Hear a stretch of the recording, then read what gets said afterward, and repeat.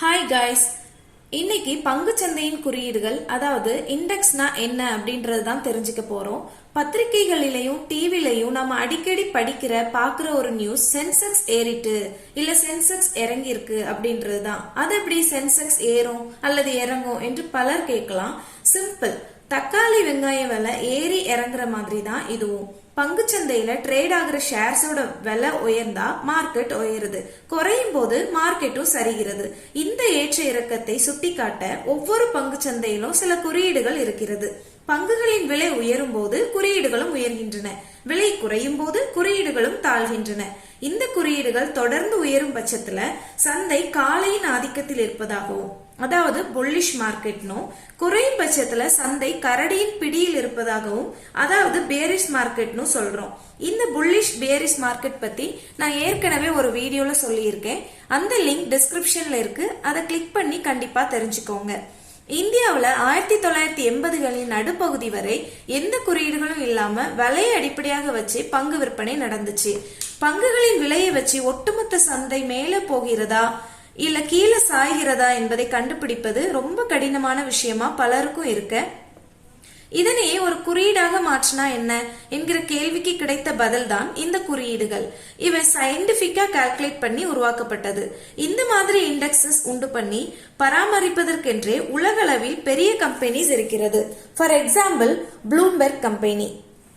இந்தியால மிகவும் பரவலாக அறியப்படும் குறியீடுகள் 2, சென்செக்ஸ் அண்ட் நிஃப்டி. சென்செக்ஸ் பத்தி தெரிஞ்சுக்கலாம். இது இந்தியன் ஸ்டாக் மார்க்கெட்டோட மிகவும் பழமை வாய்ந்த குறியீடு. 1986ல தொடங்கப்பட்டது. இந்தியால பல துறைகளிலும் உள்ள 30 பெரிய கம்பெனிஸ் இதுல இடம்பெற்றிருக்காங்க. அவ்வப்போது ஏதாவது 1-2 கம்பெனிஸ் உள்ள வர்றதும் வெளியே போறதும் உண்டு. வேர்ல்டு லெவல்ல உள்ள டோ ஜான்ஸ், நிக்கி, S&P 500 போன்ற பெரிய குறியீடுகளை போல நமது குறியீடுகளும் சந்தையில் விற்பதற்கு ரெடியா இருக்கும் ஷேர்ஸோட மார்க்கெட் வேல்யூ, அதாவது ஷேர் பிரைஸ் வச்சே கணக்கிடப்படுகிறது. இந்த கணக்குல ப்ரமோட்டர்ஸ், கவர்மெண்ட் இருக்கும் ஷேர்ஸ் அண்ட் லாக் செய்யப்பட்ட ஷேர்ஸ்லாம் இன்க்ளூட் ஆகாது. அடுத்தது நிஃப்டி. இது தேசிய பங்குச்சந்தையின் குறியீடு. இதுல இந்தியால உள்ள 23 செக்டார்ல இருந்து 50 கம்பெனிஸ் இடம்பெற்றுள்ளது. இந்த குறியீட்டை IISL என்ற கம்பெனி மேனேஜ் பண்ணிட்டு இருக்காங்க. IISL தேசிய பங்குச்சந்தை மற்றும் கிரிசில் ஆகிய 2 கம்பெனிஸால உருவாக்கப்பட்டது. நிப்டில உள்ள கம்பெனிஸ்ல மிக அதிக மதிப்பை பெற்றிருப்பது ஒரு 5 கம்பெனிஸ். நான் ரிசர்ச் பண்ணி தெரிஞ்ச வரைக்கும் ரிலையன்ஸ் இண்டஸ்ட்ரீஸ்க்கு தான் ஃபர்ஸ்ட் பிளேஸ். இதுக்கு 9.84% வேல்யூ உண்டு. ஃபார் எக்ஸாம்பிள், நிப்டி 100 பாயிண்ட் உயர்ந்திருக்குன்னா அதுல ரிலையன்ஸ் கம்பெனியோட ஷேர்ஸ் 9.84%. இதே போலதான் இறங்கும் போதும். அதுக்கடுத்து Infosys, ICICI bank, ITC, L&T, HDFC பேங்கும் அடுத்தடுத்த வரிசையில சர்டன் பெர்சன்டேஜோட இருக்காங்க. அண்ட் பேலன்ஸ் ஒரு 44 கம்பெனி ஷேர் பண்ணிக்கிறாங்க. Bharat Petroleum, Reliance Power, Reliance Capital, Suzlon companies 0.50%க்கும் கீழே மதிப்புகளை பெற்றுள்ளன. சென்செக்ல மொத்தம் 30 ஷேர்ஸ் உள்ளது. இதுல ரிலையன்ஸ் கம்பெனிஸ்க்கு 11.61%, இன்ஃபோசிஸ்க்கு 11.08%, ICICI 8.05%, ITC 6.4%, L&T 6.22%, HDFC 5.91% மதிப்பு கொண்டுள்ளன. இதுவரை நான் எக்ஸ்பிளைன் பண்ணது 2 டைப் ஆஃப் இண்டெக்ஸ்ல உள்ள பங்குகளுக்கு இருக்கும் வேல்யூ பத்தி தான். இது போல பல குறியீடுகள் ஸ்டாக் மார்க்கெட்ல உள்ளது. மார்க்கெட் வேல்யூ, செக்டார்ஸ், இன்வெஸ்ட்மெண்ட் முறைகள், கவர்மெண்ட், பிரைவேட் போன்ற பல்வேறு பிரிவுகளின் அடிப்படையில் பல குறியீடுகள் நமது 2 ஸ்டாக் மார்க்கெட்லயும் உள்ளது. இந்த குறியீடுகளை ஸ்டாக் மார்க்கெட்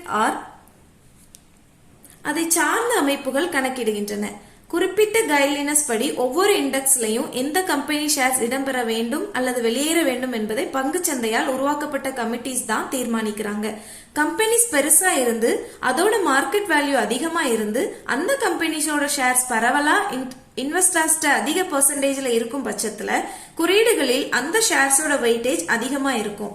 நமது குறியீடுகளில் பாப்புலரான சிலது பற்றி சிம்பிளா எக்ஸ்பிளைன் பண்றேன். நிப்டி, இத பத்தி இப்பதான் எக்ஸ்பிளைன் பண்ணேன். இந்தியாவில் 50 பெரிய கம்பெனிஸோட ஷேர்ஸ் அடங்கிய பட்டியல் இது. 23 துறைகளை சேர்ந்த பங்குகள் கொண்ட இந்த குறியீடு இந்தியா பொருளாதாரத்தின் முகம் என்றே சொல்லலாம். அதாவது இந்திய பொருளாதாரத்தோட வேல்யூ என்னன்றத இந்த குறியீடுகளே இண்டிகேட் பண்ணிரும். தேசிய பங்குச்சந்தையின் 48% பிசினஸ் இந்த பங்குகள் தான் நடக்குது. இந்த குறியீட்டை வச்சு பல டெரிவேட்டிவ்ஸ்கள் அண்ட் ஃபண்ட்ஸ்கள் ட்ரேட் ஆகுது. இந்த குறியீட்டில் இடம்பெறும் கம்பெனிஸ் அதான் ப்ளூ சிப் கம்பெனிஸ்னு சொல்றோம். நிப்டி ஜூனியர் நிப்டி பங்குகளுக்கு பிறகு அதிகமா ட்ரேட் ஆகும் 50 ஷேர்ஸ் உள்ளடக்கியது. இந்த குறியீட்டு நிப்டியின் 50 பங்குகளையும் சேர்த்தால் இந்தியாவில் ட்ரேட் ஆகும் டாப் 100 ஷேர்ஸின் லிஸ்ட் கிடைக்கும். இந்த இரண்டு குறியீடுகளிலும் வெவ்வேறு பங்குகள் தான் இடம்பெறும். ஒரே பங்குகள் இரண்டு குறியீடுகளிலும் இடம் பெறாது. நிப்டி மிட் கேப் 50 நடுத்தர மார்க்கெட் மதிப்புள்ள அதாவது மிட் கேப் வேல்யூ உள்ள 50 ஷேர்ஸ் இந்த குறியீட்டில் இடம்பெற்றுள்ளன. பேங்க் நிப்டி எந்த ஒரு பொருளாதாரமும் அதிவேக வளர்ச்சியில் இருக்கும் போது அந்த பொருளாதாரத்தில் உள்ள வங்கிகளின் வளர்ச்சியும் நன்றாக இருக்கும். இந்த குறியீட்டில் 12 பெரிய வங்கிகள் இடம்பெற்றுள்ளது. Sensex 500 இந்திய ஸ்டாக் மார்க்கெட்ல முக்கிய பங்கு வகிக்கும் 500 கம்பெனிஸின் குறியீடு இது. தேசிய பங்குச்சந்தையின் 87% ட்ரேட் இந்த ஷேர்ஸ்ல தான் நடக்குது. 72 டைப் ஆஃப் பிசினஸ் ஷேர்ஸ் இந்த குறியீட்டில் இடம்பெற்றுள்ளது. Sensex IT அதாவது இன்ஃபர்மேஷன் டெக்னாலஜி துறையை சார்ந்த 20 முன்னணி பங்குகள் இதில் இடம்பெற்றுள்ளது. உலக அளவிலான ஒரு சேவை பொருளாதாரமாக இந்தியா கருதப்படும் நிலையில் இந்த குறியீடு ஒரு முக்கியமான அளவுகோலா உள்ளது. Sensex இன்ஃப்ரா கட்டுமான பணிகள், அடிப்படை தேவைகள் மற்றும் கேபிட்டல் கூட்ஸ் தயாரிப்பில் ஈடுபட்டுள்ள கம்பெனிஸ் சார்ந்த 25 நிறுவன பங்குகளின் குறியீடு தான் இது. Sensex ரியல்டி ரியல் எஸ்டேட் துறையில் உள்ள 10 முன்னணி நிறுவன பங்குகள் இந்த குறியீட்டில் இடம்பெற்றுள்ளது. தேசிய பங்குச்சந்தை நிப்டி போல BSEயில் உள்ள பாப்புலரான சில குறியீடுகள் பத்தி சொல்றேன். Sensex, BSE Mid Cap, BSE Small Cap, BSE 100, BSE 200, BSE 500, BSE Auto, BSE, BSU like that. இப்போ ஓரளவு இண்டெக்ஸஸ் ஆர் குறியீடுகள் யூஸ்ட் இன் ஸ்டாக் மார்க்கெட் பத்தி தெரிஞ்சிருப்பீங்கன்னு நினைக்கிறேன். ஸ்டாக் மார்க்கெட் இன்வெஸ்ட் பண்ற ஐடியா இருந்தா கான்டாக்ட் கிறிஸ்மல் ட்ரேடிங் சொல்யூஷன்ஸ். இந்த வீடியோ பிடிச்சிருந்தா லைக் பண்ணுங்க, ஷேர் பண்ணுங்க அண்ட் சேனலை சப்ஸ்கிரைப் பண்ணிக்கோங்க. தேங்க்யூ.